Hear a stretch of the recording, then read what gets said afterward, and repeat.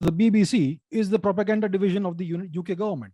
The New York Times, the Guardian, the New York Times, the Washington Post, and CNN, etc., are the propaganda arms of the US government. Similarly, the Global Times and various Twitter bots and whatnot are the propaganda arm of the Chinese Communist Party.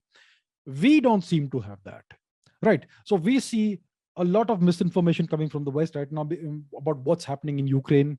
We have a lot of misinformation coming from the US, from the UK, from the Ukrainian government, etc., and it is all disseminated on various social media channels. India, for some reason, doesn't seem to be doing that.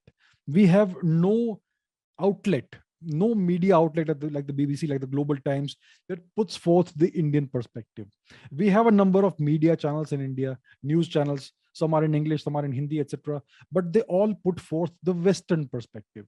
We don't get to see an Indian perspective in global geopolitics, on the Ukraine-Russia conflict, on anything at all. It's always a Western perspective. For instance, there are certain news channels which I will not name here.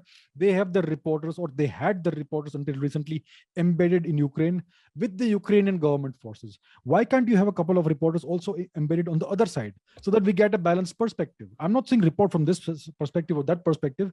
Give us both the perspectives to see what's happening in the war from both sides. That would give the people of India a balanced, objective outlook. But they will not do it. They will only report from one side. So India is reporting as if we are an appendage of the West. That's what our media is doing.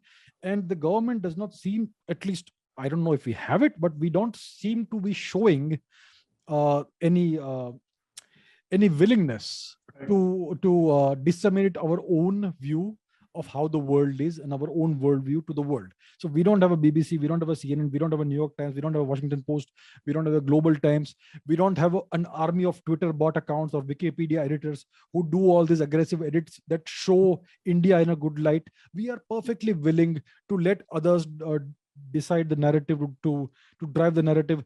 It actually appears that even the Pakistanis are more active and more effective on social media than India.